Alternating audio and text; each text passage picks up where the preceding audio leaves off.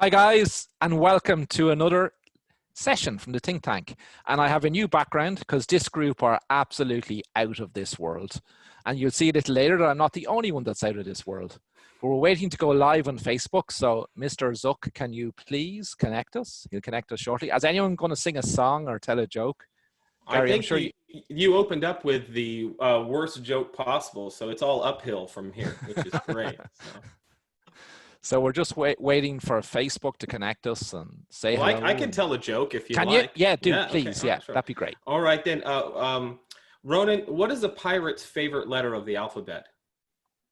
I don't know, Gary. What's a pirate's favorite letter of the alphabet? I can call for it if you want. Okay, go ahead. It's the C. Thanks for blowing up the joke. Yeah, very good. Way to step all over a joke. Worst comedy partner ever. Thanks. R. Really good. R. No, you're supposed to say R, and then I go, you think so, but it's actually the C. I'm off. Aye. Okay, we're live on Facebook, so I'm going to hand over to the great Gary Hughes and his wonderful team here that are definitely out from this world, as you can see from Brian. Okay, guys. Hi, my name's Gary Hughes, and thank you, Ronan. Thanks, 3XM, for bringing us together to do this. Obviously, things are messed up for a lot of people right now. We are going through an unprecedented situation in the world, and the big question for a lot of us is, what are we going to do with our business? How are we going to pay our bills? How are we going to come through this? And what are we going to do when it's over? And so, since headshot photographers tend to be the stepchildren of the photography world, we wanted to put together a specific panel for people to do headshots and event-based work so that we could talk about the stuff that we're doing to be proactive and to work in our communities. And so I have with me some incredible panelists, and I'm going to introduce them around just to keep this relatively brief, because we know that there are 1,000 webinars going on right now, and everybody's out there putting on online education. So let's introduce everybody, and we're going to get right to the content instead of messing around. So all the way from outer space, also known as Scotland,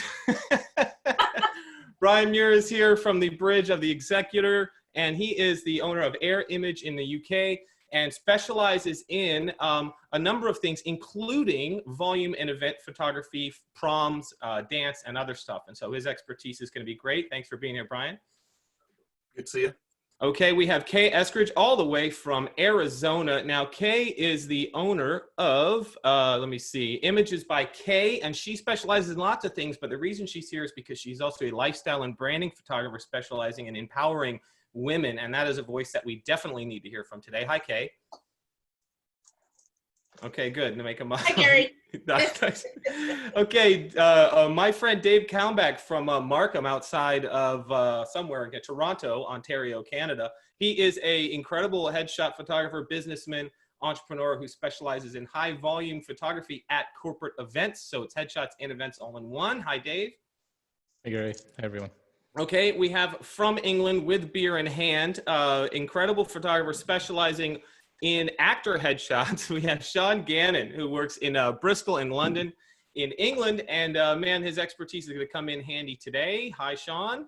Hi, everybody. My beer's exploding. No. Okay, yeah, you put it down too hard. That's no, it's slamming it.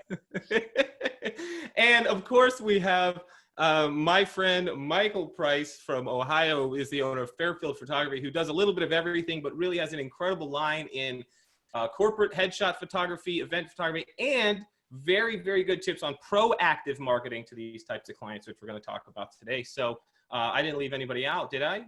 Okay, good. All right.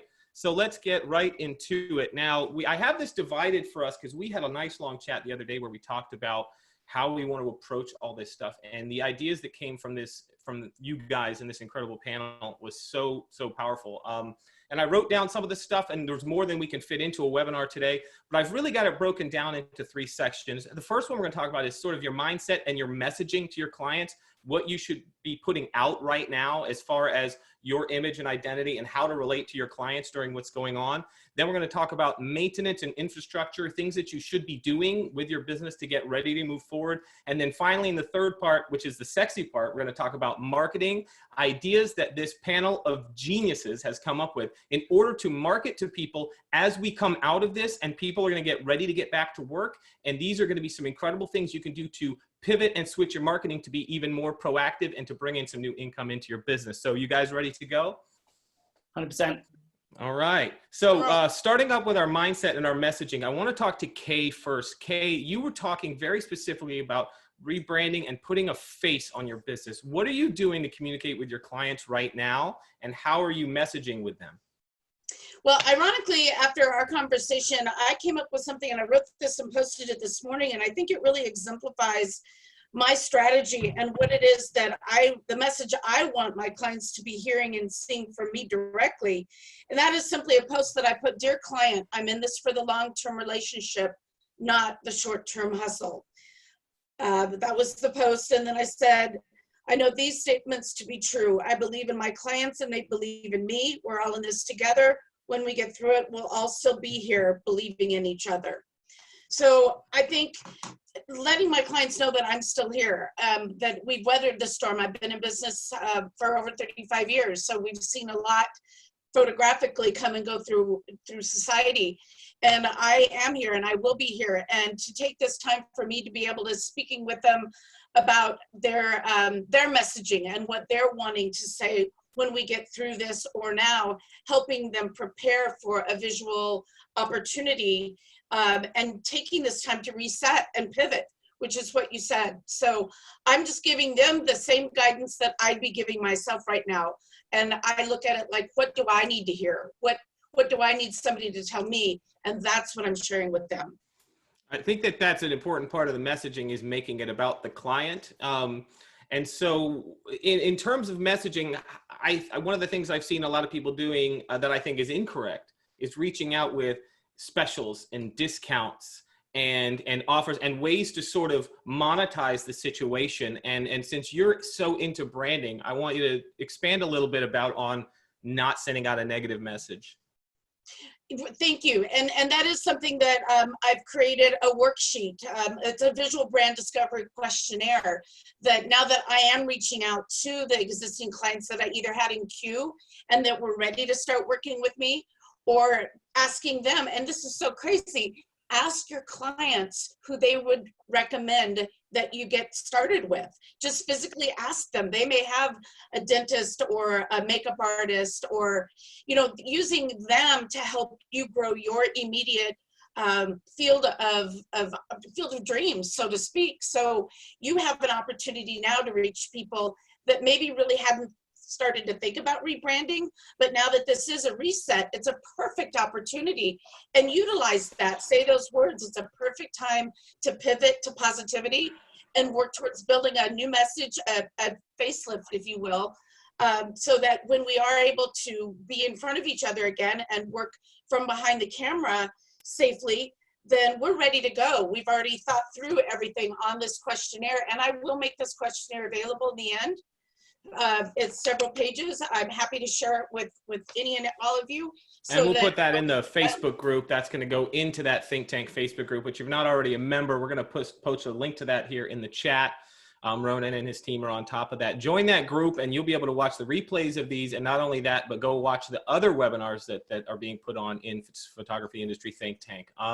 Thanks, Kate. Mike, you had some really interesting ideas. I always like your approach because so many headshot photographers and event photographers sort of like set up your Google and your SEO and wait for the work to come to you. And you're a very proactive marketer in a way that a lot of other people aren't. And so we spoke a little bit earlier about how you are proactively reaching out to your clients just to touch base. So talk a little bit about your messaging and then how you're actually implementing that.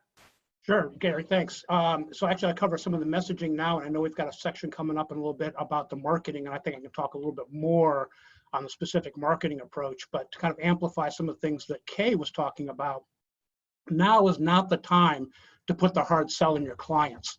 For most of our corporate clients, you know, they are the work that I do, the services I provide, I'm not even in the top 250 things they're trying to wrestle with this week. Yeah, ain't that true? Right. But it's important that they know that I'm out there, that I'm available for distance work. I'll be available as I ramp back up.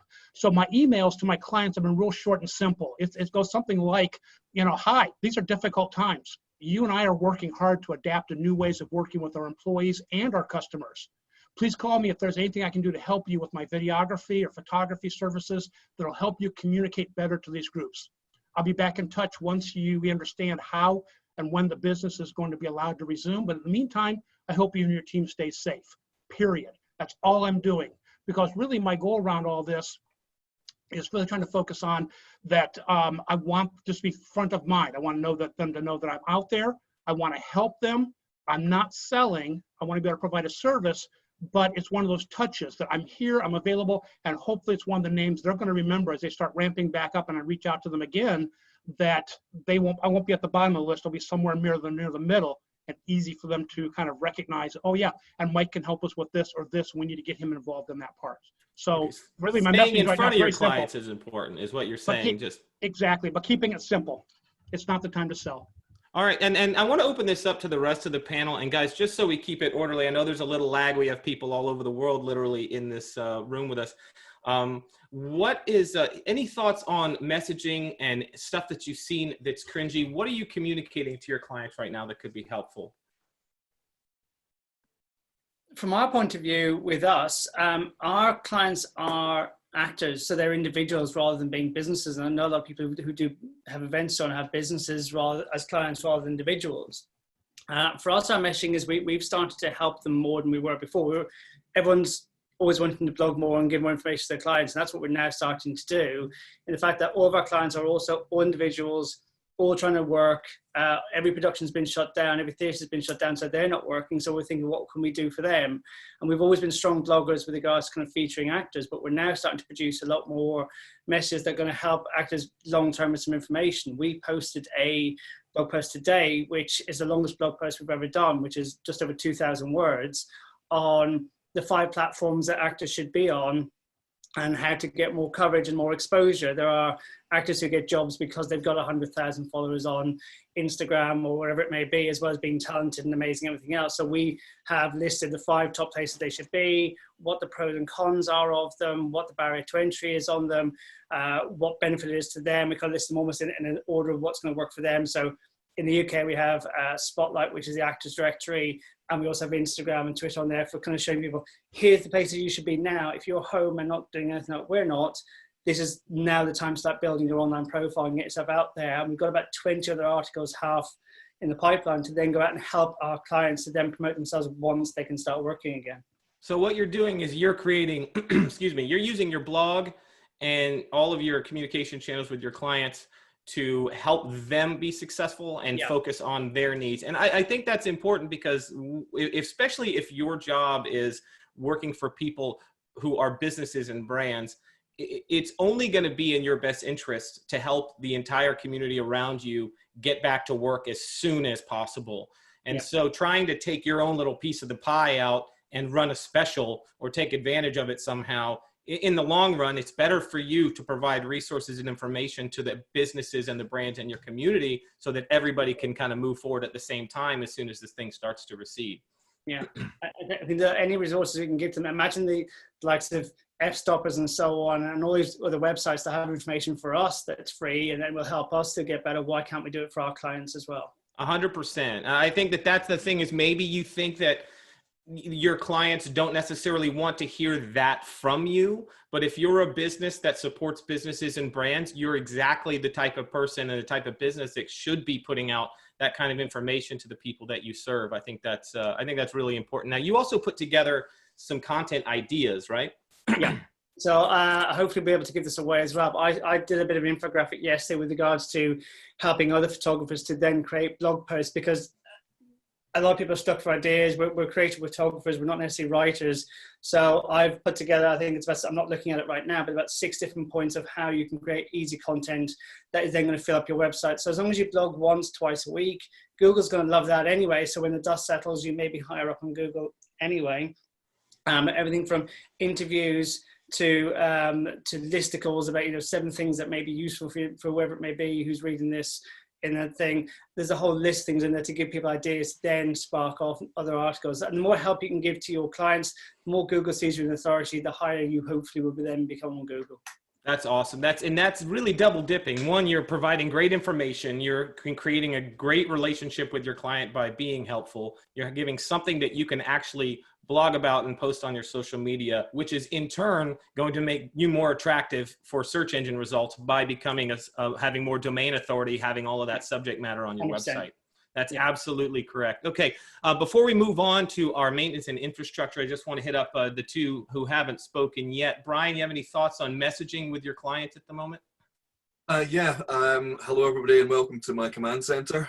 Lord Vader. All my Padawans and Jedis out there. No, I think one of the things that I'm trying to put across is at the moment in the UK here, we are going through a number of changes, fairly rapidly changes of restrictions, etc. We're still very much on a progress towards a new lifestyle for the moment. I'm using this time where things are kind of up in the air just to prepare a lot of stuff. Again, going with the no one hard sell attitude, but here I am to support. One of the things that I'm going to try and do as much as possible is actually to put a face on my company, rather than it just being the company, which, as you mentioned, is Air Image. I'm actually any stuff that I'm going to introduce, rather than just put blank or infographics or whatever or slideshows up there. I'm actually going to go on and I'm going to introduce them. And here is me. I'm a person. I'm the person behind the company or in front of the company or whatever.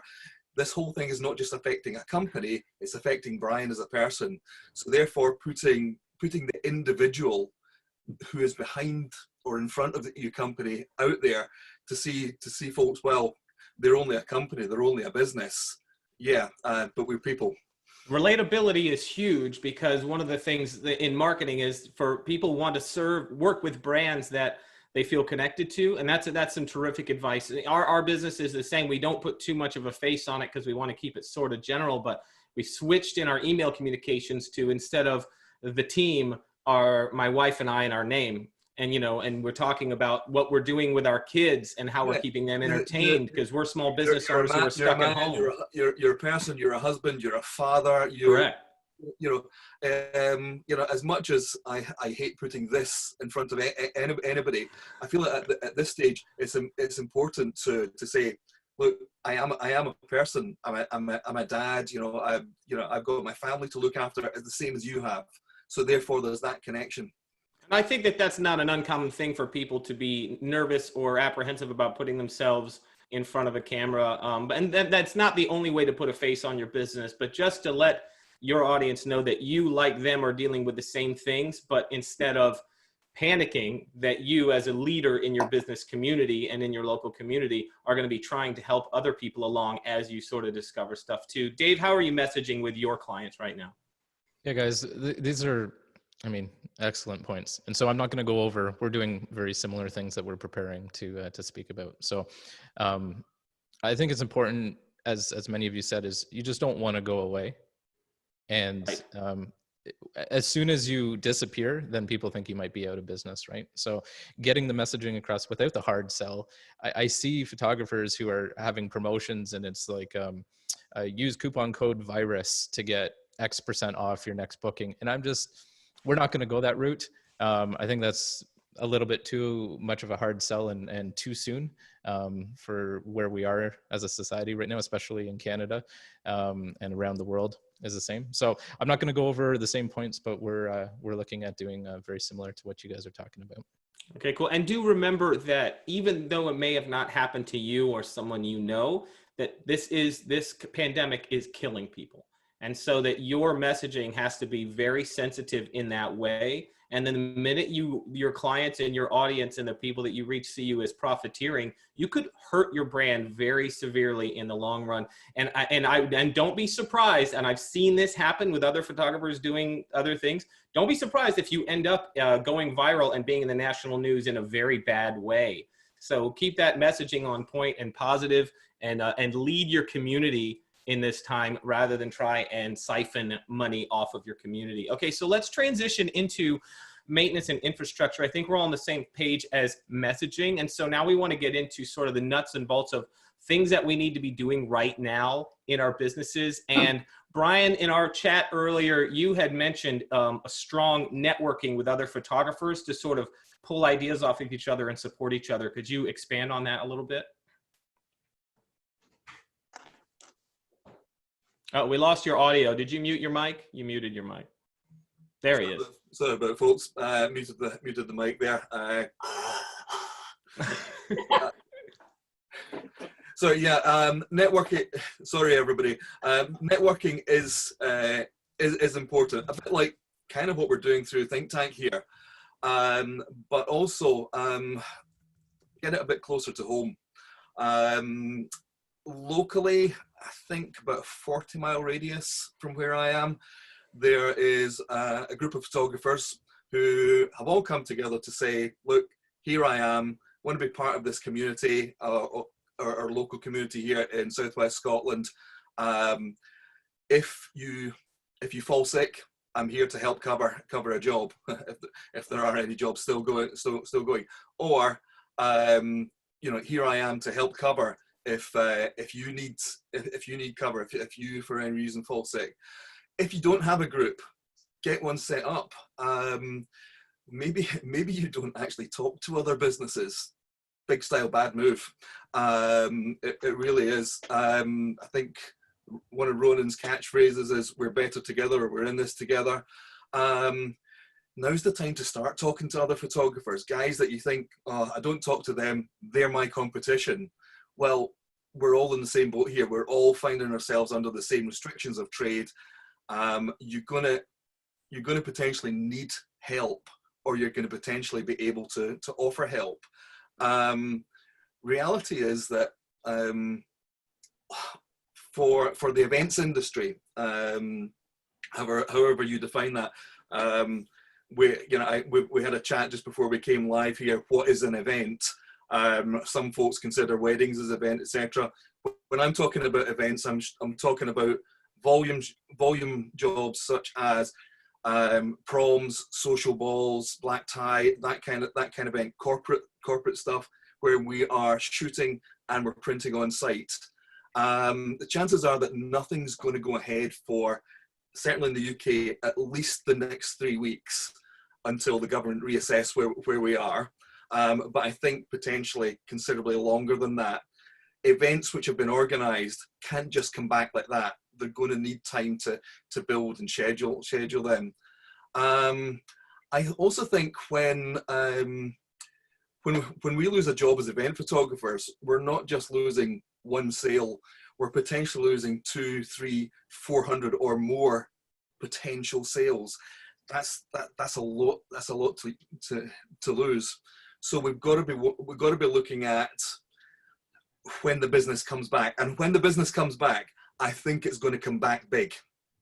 I really do. I think we're going to come back massive. As such, we could potentially find our diaries full. Our colleagues or competitors within the industry are also going to find their diaries full to cope with a lot of this. So you're thinking that there might be just a glut of reschedules all on top of each other and new events. Well, for example, my prom season in Scotland is normally end of May, first 2 to 3 weeks in June. I'm already seeing those being rescheduled for, some of them have gone from June to September. I also do things like wedding shoots as well, and they are trying to reschedule as soon as they can possibly can, because the excitement's there for the event, for the wedding, for whatever. The excitement is there. They're not. What I'm seeing is they're not looking at rescheduling for 2021, 2022. Right. They're trying to get this back in this year as soon as possible. Well, in your case, you're talking about, in some cases, kids who are getting ready to graduate, and this is they're not going to have another chance at this. And so this is where that network of photographers is going to come in handy when you get double and triple booked, and you'll all be, I mean, it's going to get rough and messy there for a little while, but it's going to be nice to have some friends to help out in those cases. Absolutely. I think that's some great feedback. Now, Dave, on the other side of that, I know that you and I both do a lot of corporate event-based headshot photography. And I've already had events scheduling on top of each other that have moved to August and September. And so there is a legal side to think about infrastructure-wise when bringing in other photographers to work for you. So talk a little about your thoughts on that, and then looking at contracts and things like that might help you out. Sure. I think what we got to decide is, this is going to hit us hard, as Brian said, when it comes back. Is the two things are, you're wanting to be able to take a small amount of days left in this year and try to get as much revenue into those days. So you're going to be booking for that. As Brian said, is everybody who we've had a whole ton of postponements, let's say, postponements. And so they're going to try to find the same days. And that's the problem, right? So you're going to be booked, you're going to be double booked, you might even be triple booked. So you have to decide, are you going to do white labeling? You're going to bring people in to work for you as an independent contractor. And if so, are they working under your brand, or are you just going to push the business over to their studio and get a cut for it? Things like that. You have to, that's what we're trying to decide right now. Is it's absolutely nothing right now, but it's going to be insane. Maybe it's in the summer, maybe it's in that. So getting ready, networking with other photographers like Brian was mentioning. There's a lot of different resources for that. Often you can find on Facebook, there's a second shooter Facebook group for your city. And so it's good to just get on there and see who shoots corporate or who shoots headshots or whatever type of events that you're doing.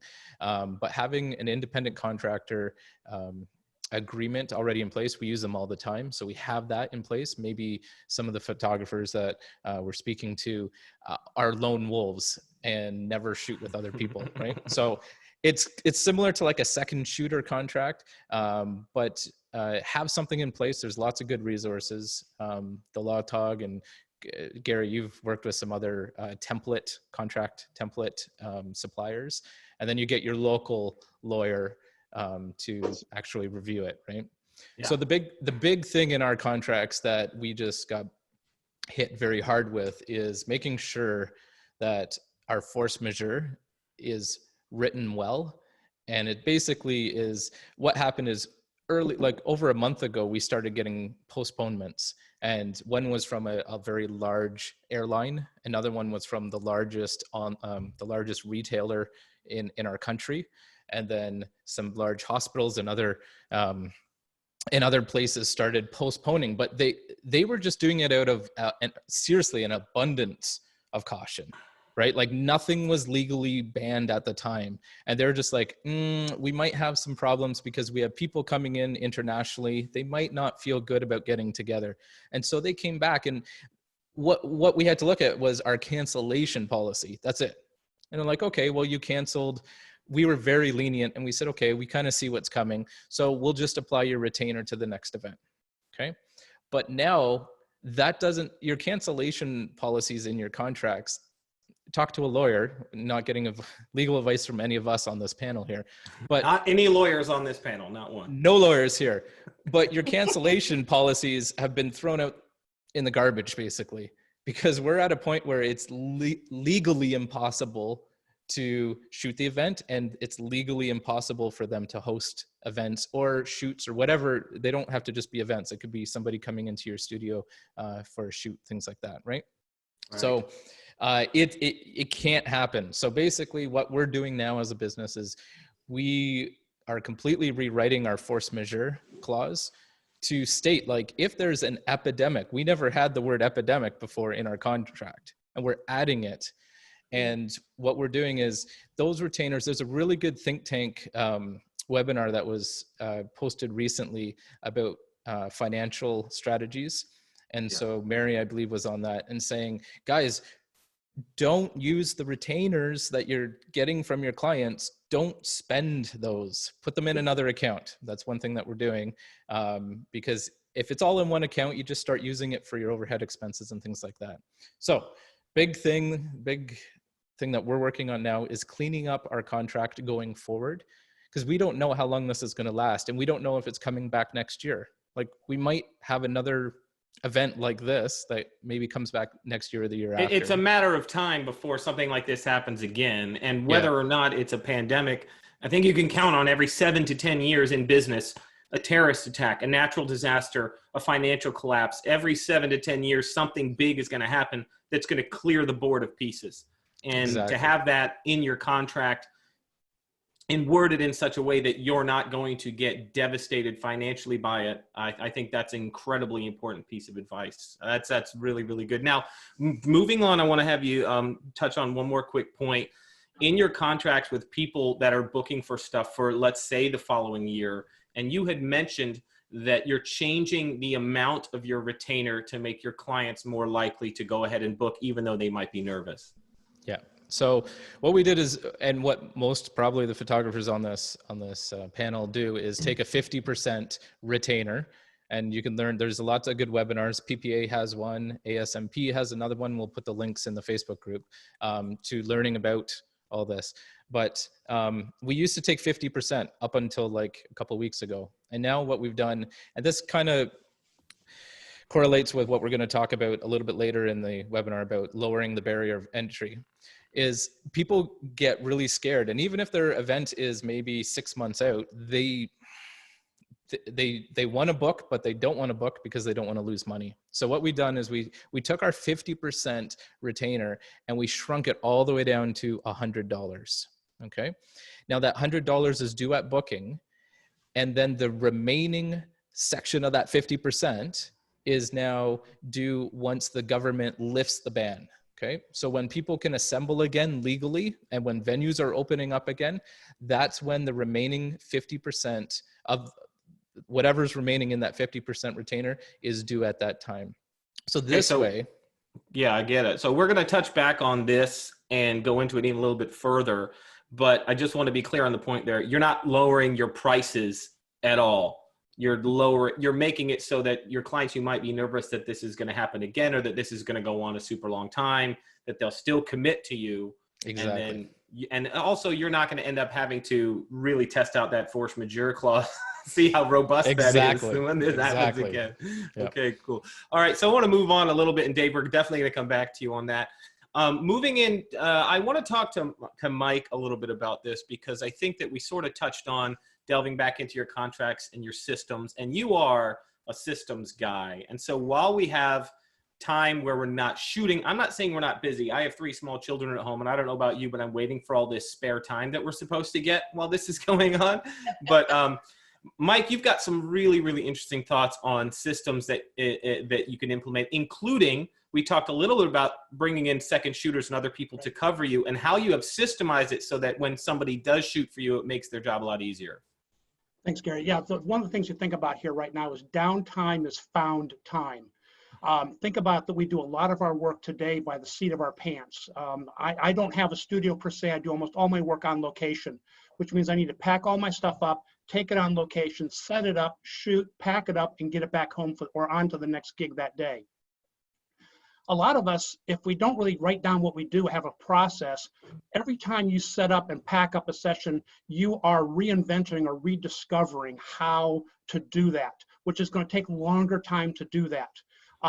My recommendation is right now, while we have this downtime, is to use this to write down a step-by-step best process, best way you know how to do something.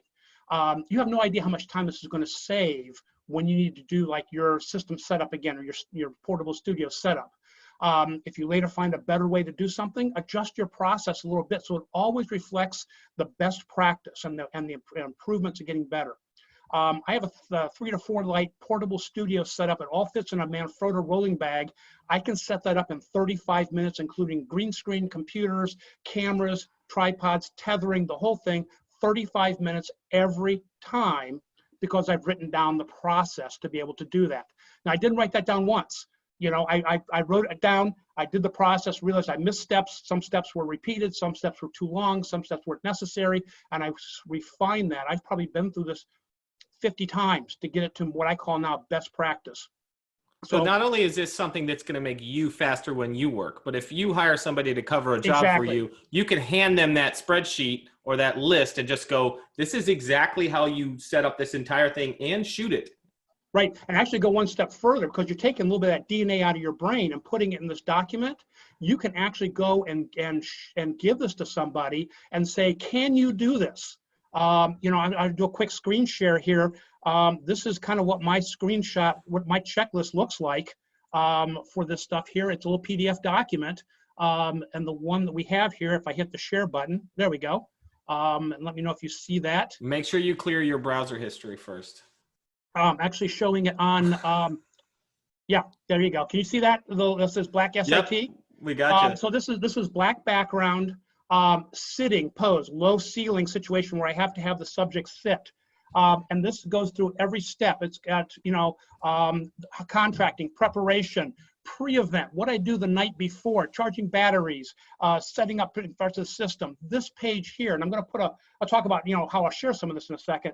But this is a step-by-step, think NASA moon launch kind of step checklist to be able to go through and set up and prep my work. And then at the shoot, what do I do when I'm shooting? What do I do when I'm on break? Okay, so I could actually hand this to another photographer and say, can you do this? And they know what they're getting into. So they know what I'm expecting of them. And then furthermore, I can hold them accountable to this. I said, wait a minute, you said you could do this. I showed you exactly what you needed to be able to do to make your work look like mine. You did it. Here's your check. Thank you very much. You didn't do it. You wandered off the reservation. Did something really different from what I wanted. We're going to have a little conversation about, how the compensation is going to work on that piece there. I even go so far to loading out what goes in the bag. How many people have been on a project shoot and you open up the bag and you reach in and you're missing the tether cable, you're missing the adapter, the connector, what you need to make the shoot successful, and now you're scrambling and you're adapting. What I'm showing you right now is a list of every single item and how much it weighs that goes in my bag. So I keep it under 100 pounds when it goes on an airplane, and as long as I check everything on that list as loadout time, I will have everything that I need on that piece there. Now, Mike, I want to jump in real quick and just stress we have a lot of tender artist types who are photographers. Yep. Okay. So we want to just say, is this something that you have a resource that you can make available to people so that they can at least jump off of it? Because I know, like me, as much as I admire that, I think, wow, boy, that guy's got his life together. In my head, I'm going, I will never sit down and do that. I see smoke coming out of your ears every time we talk about this. And here's the thing I'll say. I'm going to put a version of this up in the units section under the Photography Think Tank Facebook group. Thank you. But the key about this, I'm going to say, is that my checklist, my tools are not what's important. What's important is the process that you, as the photographer, goes through to develop your best practice. So write down a list, define what it is, and then hand it to a family member and say, here, I want you to do this. I'm going to sit back and watch and say nothing and see, can they set things up or shoot things the way you would do it following just your checklist? Okay, so that's a way to be able to test some of that stuff out there.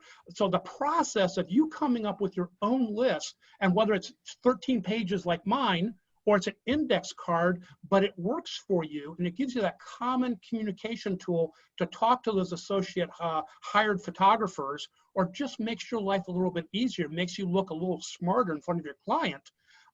That coming up with your own version is what's going to be most important.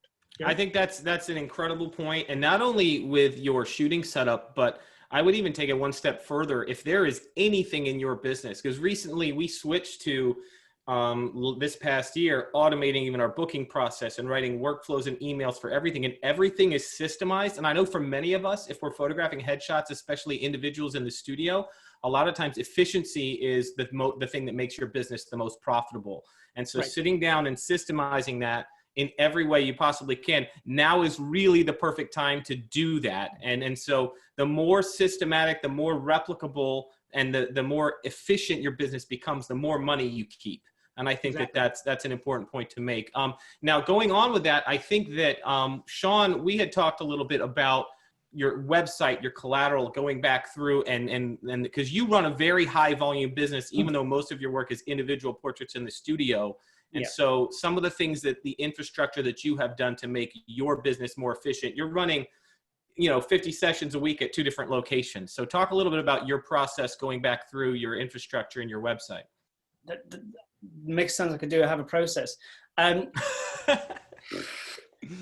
It just works. It just works magically. I mean, we started off talking about what we're doing with downtime and how we're implementing things. I'm never going to do the list that Mike has. That's just never going to happen. But where we've spent our time, because we do seem to have this found time, that our kids are slightly older and they're homeschooling and they're dealing with it fine. So we're actually sitting down now and tweaking our website and making it as good as it can possibly be. For us, we do have a volume business. It is something that we don't have a lot of downtime in. We shoot a ton of actors, as you said, in 2 locations. So we spent the last 2 weeks tweaking and fine tuning our website and making that sing as much as possible. I think if you're not shooting, there's a real tendency to now to get, especially in week 2, is now to get lazy and start going, well, I can relax a bit now. I'm not going to do so much. Because everybody wants to watch Tiger King on Netflix instead of work. Right? Yeah. Joe Wicks was a stress this morning. Getting up and doing PE with Joe this morning at the beginning of week 2 is like, really, really, well, if we don't keep doing it, we'll forget about doing it. We won't do it. So we've been sitting down, and for the time that the kids are in schooling, we are working, we're adapting the website, we're changing it, we're just doing all this little, and we quite like SEO, and we quite like the idea of that. That's the geeky side of what we do, is the SEO side of things. Going and making sure all of our internal links are good. If you don't know anything about SEO, then get onto YouTube and do some of the courses. There's some phenomenal things out there for both photographers and non, and just making sure your website is light and fast and efficient and has been updated, and checking on things at GTmetrix to see it's not too heavy and it loads fast, and that Google likes from a mobile point of view. And there's a whole checklist of stuff. In fact, I may even do a checklist, which will take me a little while. In addition to the document I was talking about now, maybe I'll do a quick checklist for photographers to do on their website, and links and resources that might be helpful, just to kind of have that time to sit down and go, okay, let's do some blogging, which we covered a little bit earlier on, but let's do, I don't know, 10 things that will help your website be better, because there are, and not to be vindictive about other photographers who are going to stop doing other things in their business. They are going to tap out and go, I don't want to do anything. But if you can spend that time now making your website better, when all the dust settles, you will come out of this stronger and better than you were before. Absolutely. I think the point that I've talked to a lot of people about this is that people are going to be ready to get back to work, and you have to give them the opportunity to do that as a business that supports other brands and businesses. And so if you're not in a position to take advantage of the world when the bans are lifted and people are going back outside, you are going to lose out to your competitors. You want to have a Q4 that is so insane that you've never had one like it before, because we have a lot of ground to make up. Oh, as a side note, I see a couple of you are asking for stuff and putting your email addresses in the chat. All of the documents that we're mentioning here are going to be in the Think Tank Facebook group, which Ronan has linked to in the chat. In addition to that, we're going to take questions at the end, and so that we can keep rolling and give you guys the best content possible. So if you have a good question, it is being marked. If you have a dumb question, it's being deleted. But if you have a good question, it's being marked, and we're going to kick it. And if you have a particular member of the panel that you want to address a question, make sure you address them when you put that question in the chat. And now, Sean, I do appreciate all of that feedback. We're going to kind of move on to Kay here, because I think that one of the things that obviously we need to be going through our website. We need to be systemizing our process. We need to be making our businesses light and fast on their feet, because we're going to need to be able to operate like a big company, even though most of our studios are just 1 or 2 people running it. And so we're going to need to be really, really flexible, agile, and robust when this launches again. And one of those things is this could be an opportunity to pivot your entire business with a rebrand. And so I'm going to kick that to Kay to tell us your thoughts on that. Absolutely, but I want to head back onto something real quick. You had mentioned about you have the floor. I have the microphone and the camera. You'd mentioned something about, you know, what are we doing, and I mentioned the post that I put up today, but also to show how, not that I'm just a photographer, but I am part of this community. I'm a neighbor. Mm-hmm. I'm a daughter. I'm a fur mommy. So in our front yard, we made signs and put them in our front yard that had air hug. Kay can afford production assistance. That's right. Yeah. Business must be good over there at Images by Kay. But the point, and we also went down one morning, before, we're not in shelter in place yet, but we are being very careful. We're not going out except for these particular reasons. We went down to a community garden and helped pull care in garden. We helped harvest the garden to take it to one of the homeless shelters. So I am involved in the community. So I'm not just talking about Kay as the photographer, I'm talking about Kay and Images by Kay and Howard as people that live in this community. And I think that when all of the dust settles, people may forget the little quickie little specials people are doing or the discounted things. They're going to remember the fact that you're giving something back to your community, whether it's a funny sign for the garbage man or for the whomever it is that drives down your street. Those are the kind of things that are making people feel better, and they will remember you as somebody that did something positive for the community, not just as Kay the photographer. So I know they regress on that. We brought that up, but I just no, I think that's an incredibly important part of branding is that. And so, you know, if you want to be known as a business that is an important part of your community and that you support other businesses, that's huge. And people, not everybody on your email list and social media will give a crap about that, but the ones who are your clients absolutely will remember that. And these are the clients that have been with me for years and years and years. Again, I've been in business for 35 years, so I'm now photographing high school seniors that I photographed their parents' high school senior portraits. I mean, that type of life cycle because of the longevity of being in business. I started when I was 3. But I am seeing that, and people are coming back to me. And so maybe I don't have that horrible fear, that gut fear that I'm not going to make it, because I know I'm going to make it. And it's because I believe in my clients. I believe in what I do. And as a side note, I just came up with this idea. I want to take this Zoom concept and reach out to 4 or 5 of my community leaders and maybe do this type of a same thing with non-photography related business people for my community. Why not think outside of the photographer's box and use this concept for a women's group or a men's group or whatever it's going to be. I think that shows your commitment to the community also as a rebrand or a pivot to show that you care and that you are in it for the long run and you will be here when the dust settles. That's awesome. I think that's super, super important. Okay, so let's, I know what we're going probably going to go a little long, so I want to get through this now to the sexiest part, because we have a brain trust of incredibly smart people here that have schemes. And this is a good time for scheming, for planning, for setting yourself up to emerge victorious as soon as it is appropriate for us all to be back outside of marketing again. And I think we're all on the same page that we're backing off on selling and pushing a positive message and helping this forward. Oops, there goes my mic, pardon me. And so let's talk about now, let's put our entrepreneur money-making hats on, and what are some of the things that we're thinking about that are gonna help us make money? Because a lot of times we're gonna have to add new products and services, market in new ways, do things that we haven't really done before to make up some of this ground. But we've got some incredible, incredible thoughts. So let's start with, I want to go to starting with Brian. You had some important point to make on pricing and panic pricing, and I want you to go into a little detail on that.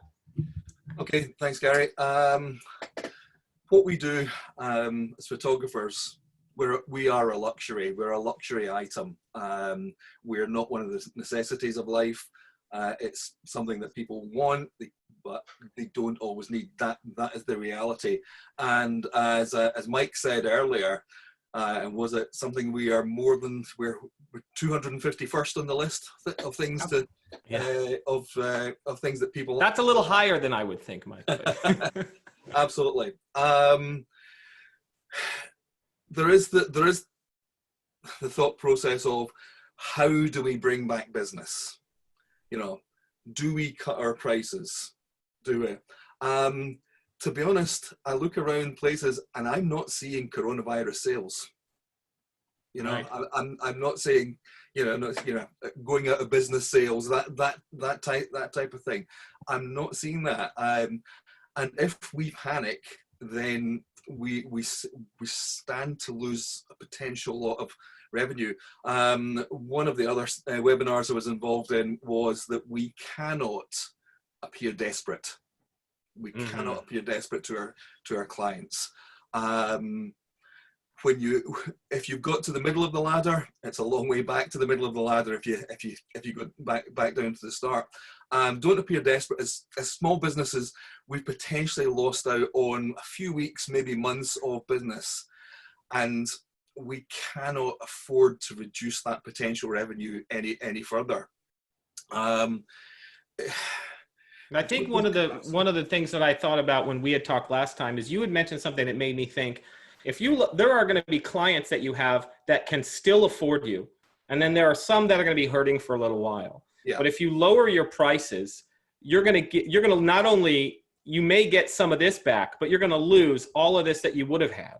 And Yeah. I think that's one of the things from talking with you earlier that really impressed me the most. Yeah, I mean, it is the old cliche is, what is it, turnover is vanity, profit is sanity. What was that? Turnover is vanity, profit is sanity. Yeah, she's writing it down. And it's true, if you lose your value or your higher value clients, you know, do you want to be shooting one corporate at this, or you know, 10 corporates at that? Correct. Yeah, I think that's important. Some of your higher dollar clients, they have lost more money in this crisis than you will probably ever make, but they can still afford you. And so it's important not to rob yourself of that potential income from the people who are going to be fine. Like maybe they had to get the medium-sized jacuzzi this year instead of the large jacuzzi, but they're fine. And so there's no reason to lower your pricing. Yeah, I would also say that, you know, keep your value. And when I say value, I don't necessarily mean price. There's a big difference between cost or price and value. Remind people of what you do as a professional and a time-served photographer, as a quality product that you're offering. You know, okay, if you need to find ways of attracting, add value to your package rather than decrease the price. Amen. You know, give them something extra. Maybe it's an extra print, or it's digitals, or whatever you want to do.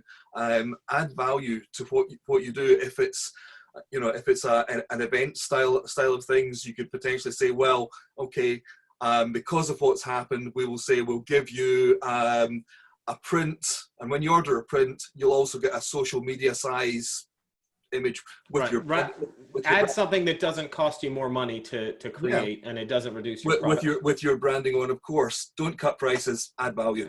At that same time, I think that one of the things, Sean, that you mentioned, and I think we talked to Dave about it a little bit too, was that it's important to know that you don't necessarily have to lower your prices, where people are maybe they will spend money, but they may not be as confident spending money. So not necessarily lowering your prices, but repackaging to lower the barrier for entry. And can you expand on that a little bit, Sean? Yeah, well, this is how our business currently works. Anyway, the model for us, we photograph actors. We photograph in a studio in London and in Bristol. But we've created a volume business where a lot of actor headshot people do 2-3 actors a day. On the days that we shoot 11 actors in a day. They get an hour-long session. Our barrier to entry is incredibly low, and this isn't because of the coronavirus. This is how it's been now for almost 2 years.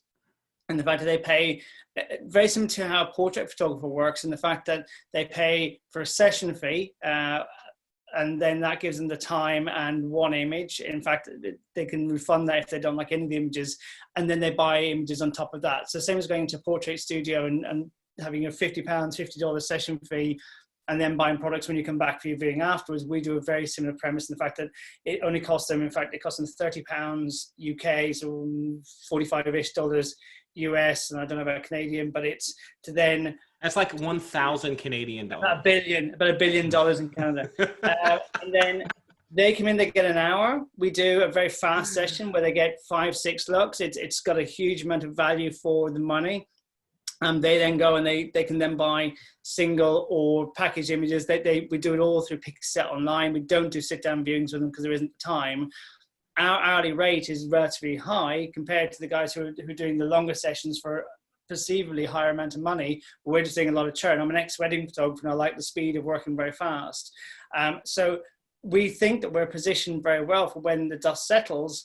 In fact, if people are nervous about coming back and spending the higher dollar on the 2-3 hour sessions, that we'll actually be there and ready for it. So it's just lowering that barrier to market without actually losing any value. They're still, our hourly rate as a photographer is still high. We're still doing very well. Yes, we have to do the volume, and yes, there's an administrative part to the back end of that, but if your system works well, then you should be okay with that. But as far as positioning the marketplace and not devaluing ourselves, we're still exactly the same as we were before. We just happen to be in this position whereby we think we're well positioned for when the dust settles and we come back out the other side.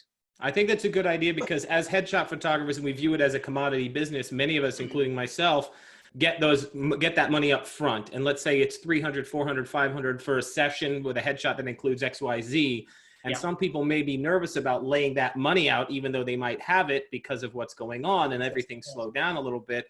So moving those sales to the end, doing something like, okay, now it's 100 or 200 for the session, and then you just buy the images that you want. And Yeah. if your sales process is strong, you could potentially make even more than you would have, and people will still book you because they're having to put down less up front. So that's a way to repackage the pricing without lowering your prices and lowering your income. It's pretty clever. Nobody buys one image. They all, or very few buy one image, I should say. We have multiples of singles, then 5s, 10s, 20. Typically, nobody buys the singles. It's all typically on the 5 to 10 end. So the hourly rate is very strong for us. Well, if you're doing your job and you're taking great pictures and giving them a great experience and great variety, there's no way they're going to be able to just walk away with one picture. So it's having confidence in your work and in your process should enable you to even increase your sales overall. We're going to go back to you in a second, Sean, because you've got some great marketing ideas. Dave, when you approach corporate clients, we talked about lowering that deposit amount. How else have you thought about moving things around in order to encourage clients to spend money with you? Yeah, again, like lowering the barrier of entry could be a few things. It could be a lower price. It could be a lower retainer. It could be just as easy as having online booking, so it's easier to get in and book a session with you. And we talked about, like, this is the time, if you're using something like 17 Hats and you don't have online booking, like, do it now. And like, Gary is the one who pushed me over the top to actually get it done. I started it months ago. You're welcome. Thank you, Gary. So the one thing, like I said, is we're taking it from 50. I don't want to hold 50% of, like sometimes we're taking $5,000, $10,000 from some of these larger clients. I don't want to hold that right now, because there's probably a high possibility I have to give it back. So that being able to reduce that is one. When we're lowering our prices, here's my recommendation, is that we always look at what deliverables we're giving to the client, whether that's our time, whether that's the number of proof images, whether that's the number of retouched images. I find that a lot of people forget that what price should I pick, right? So if you're going to lower your price, make sure that your deliverables go way down and your education to the customer goes way up. So this is something I learned from you, is that creating a different version of the same product that doesn't cost you as much money, so that your clients who can still afford it and will spend the money can still buy their premium product, but you'll have a commodity version of that same thing, like a volume headshot, right? Mm-hmm. No, exactly. But the harder thing is the lower the barrier of entry, the more you have to educate the client that might not be the best place to stay, right? So you're only getting this much. So at the end of the day, you're probably going to spend more. So you have to do that up front, whether that's through your website or whether once they book, you send out some emails and just educating, okay, here's what you're getting for that lower price. But if your profit percentage is the same, you're not lowering your price and getting hurt because you're giving the same thing for less money. You're spending less time on delivering what you're going to deliver. You're giving them less overall. So sometimes that's all they need. Other clients, they want a lot more. So just really, like, literally write down on paper what your deliverables, how long am I giving them in the studio? How many proofs am I giving them, or what access to the proofs, and how many retouch? That's just one way to look at it. And then you can figure out, are you actually lowering your price, or you're just lowering your value and whatnot?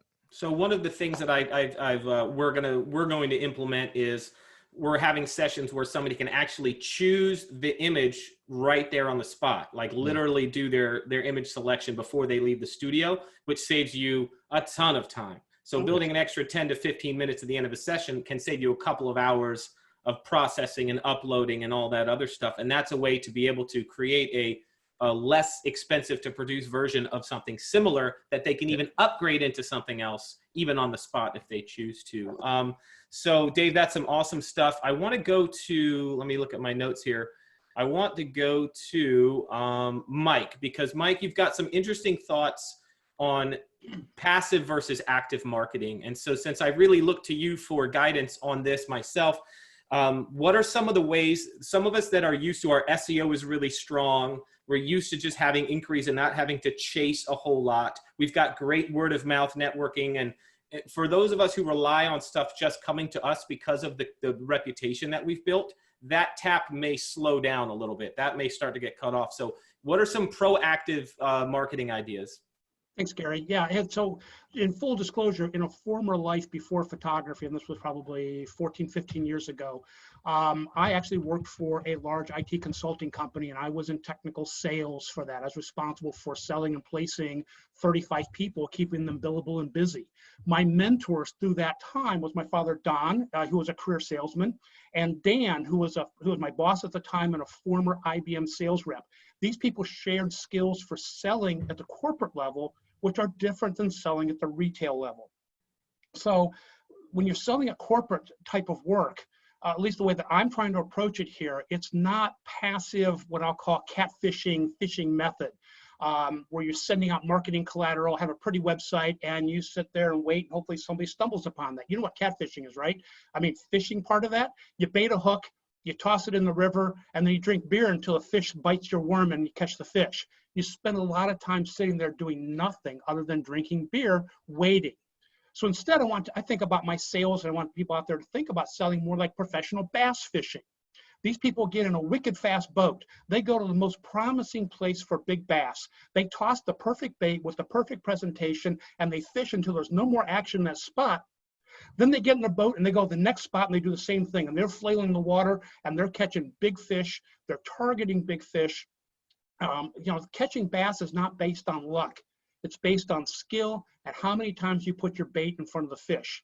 So we can hope that the clients will find your website, or you can use this time to begin finding where your clients are located, who they are, how they use photography in their business. Begin cultivating some relationships through contacts. Who do you know and who do they know? We use LinkedIn for that, not Facebook. So we're connecting with people. Can you introduce me to somebody? Can you tell me more about what they do? And you get ready to start doing a direct call. I'm not talking email. I'm not talking text. I'm not talking postal mail. I'm talking dialing for dollars. This is cold calling for new clients. It's warm calling for existing clients. And I realized about half the people on the message in this webinar just froze up, and the hair went up in the back of their neck. A lot of sphincters just tightened up right now. Exactly. The word I was trying to avoid, but exactly it. I'm going to keep it simple. You know, when you talk about doing cold calling or warm calling to people you know, your goal is one thing. It's really simple. It's to get an appointment. You're not trying to close business. You're not trying to schedule a shoot. You're not trying to you're trying to get an appointment in May or June for a face-to-face meeting, and my script is very simple. I basically pick up the phone and call them and say, hi, I'm Mike Price with Fairfield Photography. We haven't met before, but I'm reaching out to law firms in Pickerington, Ohio. I help companies improve their visual connection with customers through great headshots and business images for your website and printed material. I then have two choices. If the person I'm talking to is a decision maker, somebody who can actually schedule with me, I ask them, photography is a very visual business. When would be a good time for me to meet with you and talk about your image in the business? If they're a gatekeeper or somebody who is just answering the phone, I'm going to ask them, photography is a visual business. Who do you recommend I talk with that I can show them how I've helped other companies? So the goal is I want to get an appointment. All I want to do is get down and talk to them and move them to the next step. I don't have to talk about all the details of what I offer and pricing and packages. I want to do that first face to face because I want to build a relationship. It's like dating. Like you don't just go right up to somebody you never met and be like, let's get married. You're like, hey, let's have coffee, right? Oh, that's been my problem. You got to stop proposing to people on the street, Kay. That's it. I want to make sure that they like me, but more importantly, I want to make sure I like them. I'm going to qualify them. Can I do business with them? Will this be somebody that's going to be worthwhile doing this? So in this situation, you're putting your bait out a lot and you're getting told no a lot, but you are also taking your marketing into your hands and getting told yes sometimes, which equals money. It's a numbers game. We talk about the sales funnel. So back in the days when I did my corporate sales, we used to keep track of how many times we dialed the phone. So for like every 100 times I dialed the phone in the corporate world, and I'm selling $1 million projects. So for every 100 times I dialed the phone, I might get 10 people who are actual decision makers, and I might get 2 or 3 appointments out of that I might get 1 introductory assessment piece of business that lets me get into the company. It's that kind of volume. So it's shotgunning. It's lots of calls. It's talking lots of people. It's not, I'm going to pick one person, call them, and get that piece of business, and I'm done. It's a numbers game. Right. And I think it's something that, one, if you haven't tried it, it's a worthy way to be active. 2, it's 2020 and probably almost no photographers are doing this. And so exactly my point. And nowadays it is a unique approach. And so maybe that's not for everybody, but you can put together a list of 100 businesses in your community to call and just ask to have coffee. And I don't think that, and if you pick the right places, I don't think that that's a bad strategy at all. I think that could really work out to bring some money in that you haven't seen before. Gary, I'll give you one other pro tip when it comes to the sales piece here. Find companies in your market that you don't really want to work with. Call them and practice getting an appointment. If they say no, no big deal. You didn't want to work with them anyways. If you do get an appointment, consider it a found opportunity to practice your in-person sales work, and maybe you get some money you didn't plan on. Well, the only problem with that is I would have a hard time finding a company that I wouldn't take their money and do their headshots for. But all right, so we got to wrap this up. I'm going to go around the room, and we're going to each give you 2 minutes, and I want a proactive marketing strategy that you're going to be employing with your business coming forward. So Sean, start with you. We talked a little bit about co-working. Yeah, so my thoughts are that after this, all the dust settles, it's going to be like after the 2007, 2008 issues where a lot of people then started working for themselves. And there's a lot of companies like WeWork, Regus in the UK, which are large office blocks broken down to small units that everybody from an individual through to a small organization can go and work in.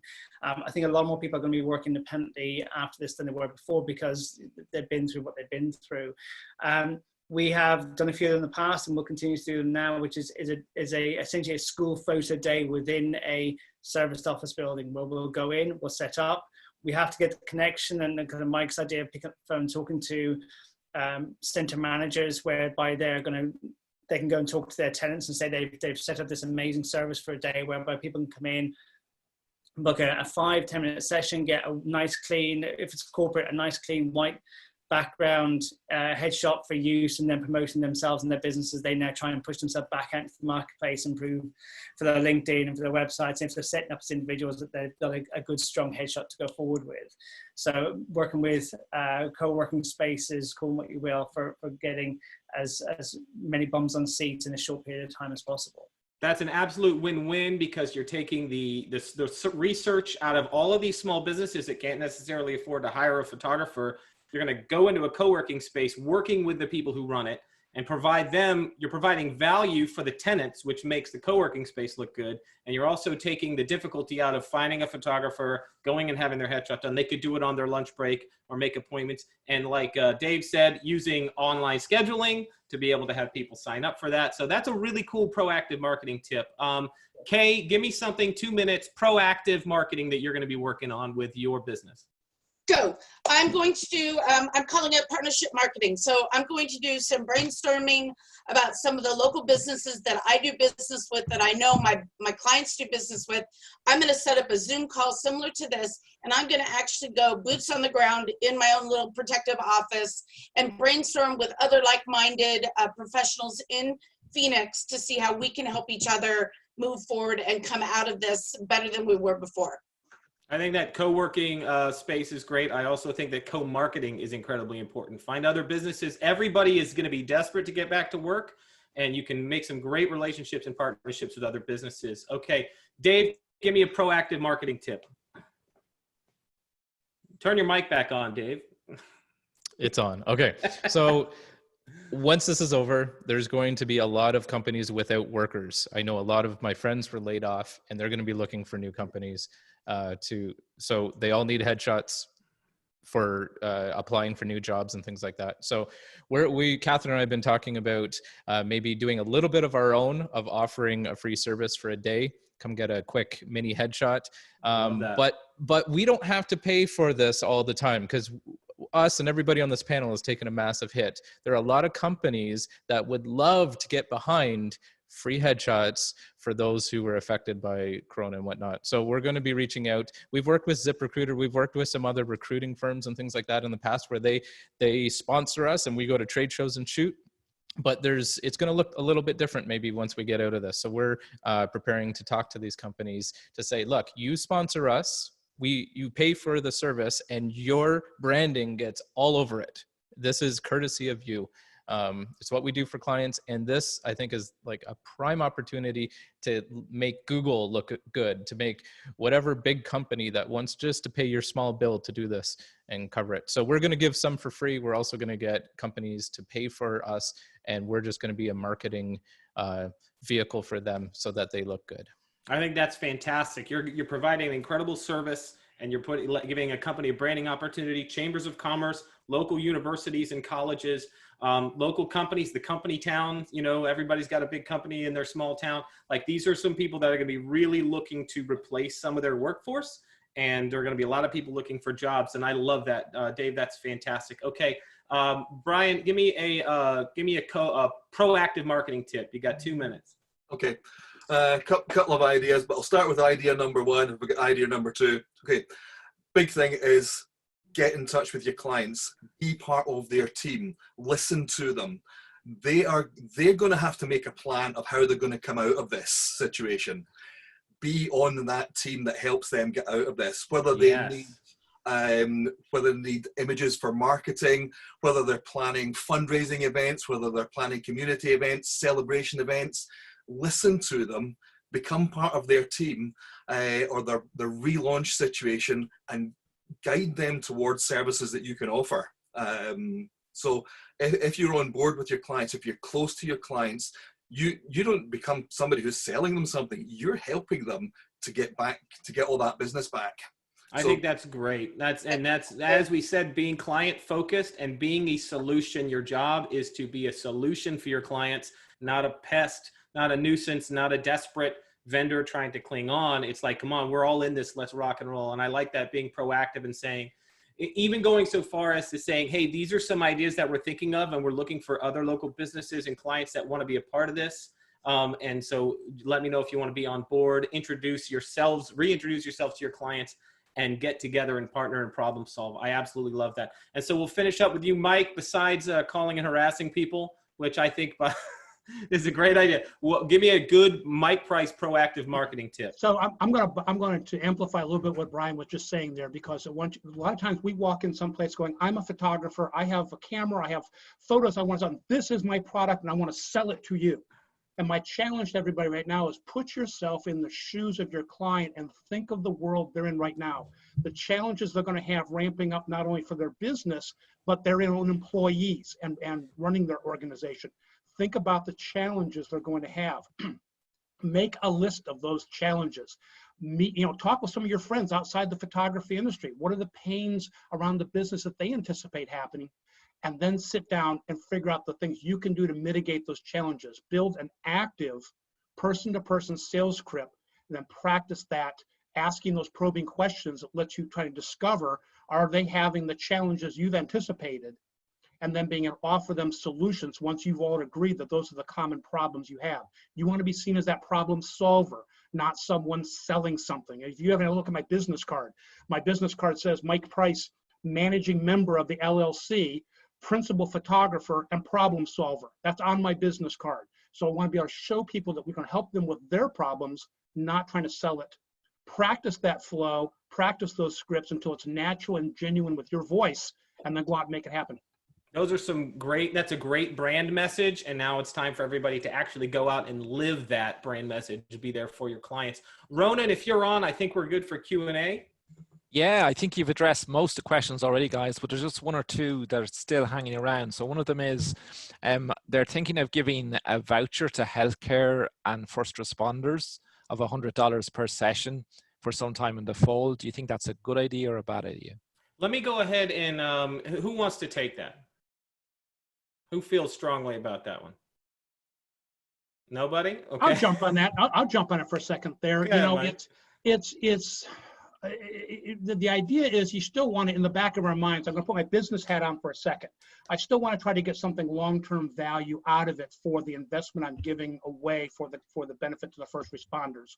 So if I can leverage that into a relationship with the police department, the fire department, with the hospital, I will do this stuff for free. Can I just have that continuing relationship, continuing conversation when we're done with this?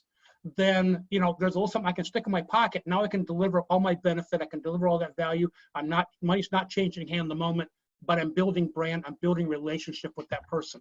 I agree, Mike, and I think that's a brilliant point. And just to add to that a little bit, if you give out a bunch of vouchers, there are so many variables that you're going to have to deal with on that. I think that what's going to be, one, people are going to be looking for something to do and some way to give back and some way to get moving. And if you're going to do something, whether it be for first responders, whether it be for people who've lost their jobs, I'm thinking, my opinion is that event-based marketing, while, like Kay said, co-marketing with other businesses is going to be the way to go. You don't want an open-ended ticket for people to be able to come in and get a discount, and you don't want to give discounts. Discounts look desperate. You want to run an event that's based to help a certain group of people, and when it's over, and you've done your bit, you've generated some leads, you've created some relationships, but keeping that open-ended is a mistake, in my opinion. Certainly one of the ideas you could do there is also take and say, it's a really great idea to recognize first responders or hospital workers and stuff like that. Co-brand that with other people, and don't call it a headshot session. It's a first responder appreciation celebration. Those other vendors can bring in other pieces. The headshot is one little station off in the corner. Mm-hmm. You all can spread the cost of renting that space that you're going to shoot this at, and you advertise the snot out of it, and you're one of several, but you're leading that effort with those other vendors who are there as well. Agreed. Dave, you had a point? Your box went yellow for a second, Dave. I thought you had something. No, I to was say. agreeing wholeheartedly with you to avoid giving discounts. If anything, I would give it for free. And yeah, I give it for free then and not give a discount on it, but then be able to use some marketing off of the thing that I did for free. If everybody, when this launches, if everybody's running a sale and a discount at the same time, let me tell you, brothers and sisters, it will sink the entire industry in a way that is unprecedented. It is a mistake. Hold fast to your pricing and do good in your community. Provide people limited opportunities to take part in something good. But if you're like, hey, we're back open, $150 off, you are going to be part of the problem. I promise. It becomes a race to zero. You know, that everyone now is competing and nobody wins. It's a long way back. It's a long way back. And then you're going to look like a fill in the beep when you raise your price. When you raise your price back up to what it should be. Right. It takes you can't just raise your prices willy-nilly. You're going to have to climb back up that ladder, as Brian said. Ronan, do we have more questions? Yeah, we just have one more question, I think, that we haven't addressed. And it's in relation to somebody who's running a Facebook group of photographers. And somebody within the group is saying that they're doing family shoots on the greens and in a park. And then other people in the group are saying, you shouldn't be doing that because we're supposed to be self-isolating and helping our community. And the person's responding saying, well, I've got to earn a living. I have to put food on the table. And she's trying to figure out, how does she handle that conversation? Any thoughts? Okay. I'll jump in first. I think that if your marketing becomes controversial, does it become controversial with your clients or with other photographers? And so one of those is going to hurt your business and one isn't. Follow the safety guidelines put forth by the sensible scientists in your government, and don't be an idiot. And second of all, yes, we all need to, but there are resources coming. As self-employed people, at least in the United States, will be able to file for unemployment and collect that. And there's going to be small business loans available. The long-term damage that you could do by becoming the next news story of an entrepreneur who's smarmily trying to market. I get it. Your clients want pictures and you want to give them to them. But the PR, the negative PR in your business could be something that is going to make those few sessions that you booked while this was going on seem like they were totally not worth it. So sometimes the juice is not worth the squeeze. So I would agree, and I think that we all have to try and make a plan for when this comes to an end. It's not going to come to an end like that. Okay, it's Monday night, everybody's the curfew comes to a close tonight and everybody's out tomorrow. It's not going to happen like that. In the same way that there was a staged element of restriction, of movement, of gathering of people, I think there's going to be a staged element of the release of those restrictions. So then when, you know, in the UK, it's currently, they're saying no more than 2 people who are not in the same family, you can't meet together. So when that restriction lifts, you can then look at a marketing program of perhaps for small groups, say small headshot groups, family sessions, that kind of thing. Then when the restriction goes, okay, gatherings of less than 100 people, that takes you into, you know, parties, small corporates, small weddings, gatherings of less than 500 people. I think we have to plan for the various stages of how we release a marketing campaign. Okay, we can now shoot family sessions for you. Okay, so here we go. We're starting to book family sessions for the next couple of weeks, and see where the various release of restrictions come. I think as my dad always said when I was a teenager, you don't just have to be good, you have to be seen to be good. And marketing is about being seen to be doing the right thing a lot of times, as well as actually doing it. And yes, none of us are killing the game right now. Not a single person on this panel is raking in the dough while you're not. We are all facing the same thing. But you run the risk of doing incredible damage to your business if you get caught up in some controversy. And not only that, but nobody likes to get beat up by photographers on the internet either. Yeah. Well, all I can say is I'm delighted I chose this background. This panel were out of this world, absolutely. Thank you so much to Gary and Brian and Mike and Kay and Sean and Dave for wonderful insights. And for me, the key things I learned tonight was, you know, we had, Howard makes his guest appearance again. We in another panel, we had Damien McKillicuddy talking about the gift of time, and Mike had another word for that, which is downtime is found time. Oh, I love that. The message from this tonight for me is use this time. Use it to document your processes, use it to sort out your website, to sort out your SEO, use it to build relationships, use it to get those sales scripts written down and in practice, use it to put together your plan for how you're going to bounce out of this without discounting. So use the time, guys. Thank you so much. Thanks for having us. Thank you for putting together, Ronnie. Yes, Take care, everybody. Good night. Thanks, everyone. Bye.